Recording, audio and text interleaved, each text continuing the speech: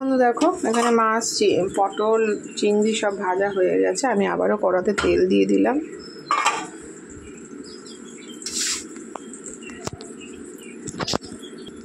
তো এইবারে আমি পেঁয়াজটা দিয়ে দেবো। কি বলো তো বন্ধু, এখনকার জীবনটা না একদম মানুষের জীবনটা গোলক ধাঁধা হয়ে যাচ্ছে। যাকে তুমি আপন মনে করবে সে আদেও তোমার নিজের আপন কিনা তুমি বুঝতে পারবে না। তাই সমাজে চলতে গেলে সবার সাথে যেমন মেশাটাও দরকার, এবং তার পাশাপাশি না মানে মানুষ চেনাটাও খুব ইম্পর্টেন্ট একটা ব্যাপার। না হলে তোমার জীবনে একটা বড় আঘাতের জায়গা সৃষ্টি হবে, এবং সেই আঘাতটা একটা বিশাল বড় আকারও নিতে পারে। তো সেরকমই ব্যাপার। তো বন্ধু, রান্না করতে করতে বাস্তবে কিছু কথা তোমাদের কাছে তুলে ধরলাম। তো চলো, পেঁয়াজটা আধা ভাজা হয়ে গেছে, এবার টমেটোটা দিয়ে দিই। তো আমাদের বেঁচে থাকার জন্য খারাপ জীবনে না থাকলে তো আমরা ভালোটা যে কী সেটা তো আমরা বুঝবো না বলো। সেই জন্য জীবনে বাঁচতে গেলে খারাপ ভালো নিয়ে বাঁচতে হবে। সেটা খারাপটা যতটাই খারাপ হোক না কেন আমাদের কিন্তু নিয়ে চলতেই হবে। তবুও বলবো জীবনটা জীবনই হয়, কিন্তু অন্যায়কে কখনো প্রশ্রয় দিও না। যাতে প্রশ্রয় দিতে দিতে একটা টাইম আসবে যে তোমার জীবনটা একদম মূল্যহীন হয়ে গেল, সেরকম যেন না হয়। আমাদের যেমন লড়াই করে বাঁচতে হবে, তেমন লড়াইটা যেন মানে সত্যের পথে হয় সেটাও আমাদের দেখতে হবে। কারণ আমরা এখন বুঝতে পারি না কে আমার শত্রু কে মিত্র। যাকে আমি শত্রু ভাবতাম, যাকে আমি পছন্দ করতাম না, দেখা গেল সেই আমার পরম মিত্র।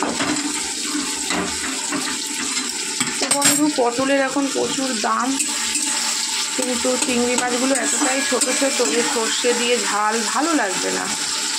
তার জন্য করে ফেলেছি, পটল চিংড়ি করলাম। গুনে গুনে 5-6টা পটল হয়েছে, 250 গ্রাম। ভাবা যায় বলো?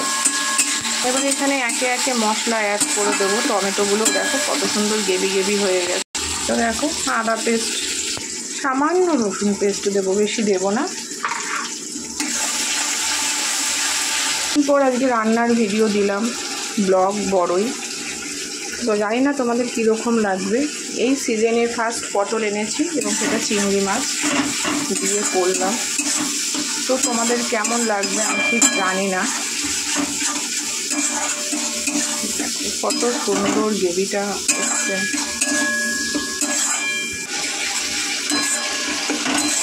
তো এর মধ্যে আমি আলুটা ভাজিনি, আলুটা ধোয়া রয়েছে, দিয়ে দেবো।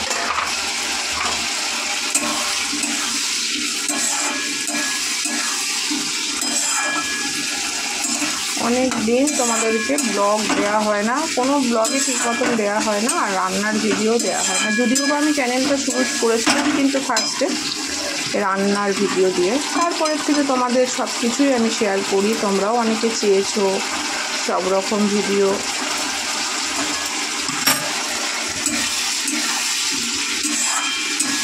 তো সেই জন্য আমি দেওয়ার চেষ্টা করি। তো সামান্য একটু জিরের গুঁড়ো, একটু রেড চিলি পাউডার অ্যাড করলাম, কালারটাও ভালো আসবে আর একটু স্বাদও হবে।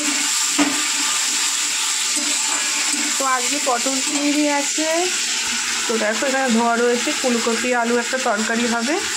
আর দেখো বেগুন কাটা রয়েছে। বুঝতে পারছো কি বেগুনটা এভাবে কাটা কেন? এ দেখো নিম পাতা, নিম বেগুন হবে। কারা কারা খেতে ভালোবাসো? এই সময় শুনেছি নিম বেগুন খাওয়া খুবই ভালো স্বাস্থ্যের পক্ষে। বাট সত্যি কথা কী বলো, আমি খাই না। আমি যেন উচ্ছে খাই, উচ্ছে খেতে খুবই ভালো লাগে, কিন্তু আমি নিম বেগুনের তেঁতোটা আমি খেতে পারি না। জানি না কেন, জানি উপকার, কিন্তু আমি খেতে পারি না।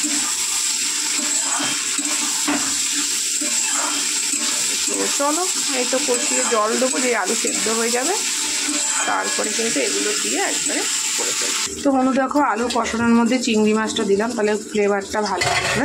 এবারে আলুটা সেদ্ধ হওয়ার জন্য সামান্য একটু জল দিয়েছি। পটলটা একদম শেষে দেবো, নাহলে গলে যাবে। চিংড়ি মাছটা একটু না এবারে এটার সাথে একটু চিংড়ি মাছটা থাকুক, তারপরে সেদ্ধ হলে জল দিয়ে ভালো করে টকবক করে ফুটিয়ে নামিয়ে ফেলবো। বেশি থাকবে না, অল্প অল্প।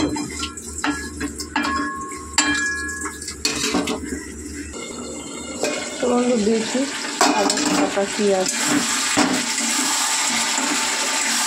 এক হাতে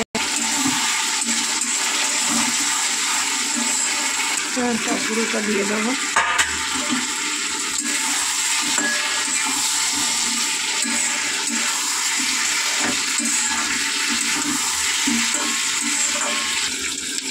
পরিমাণ মতন জল। তো বন্ধু এটা দেখো জল দিয়ে দিয়েছে, বেশি ঝোল করব না, একদম অল্প ঝোল করব।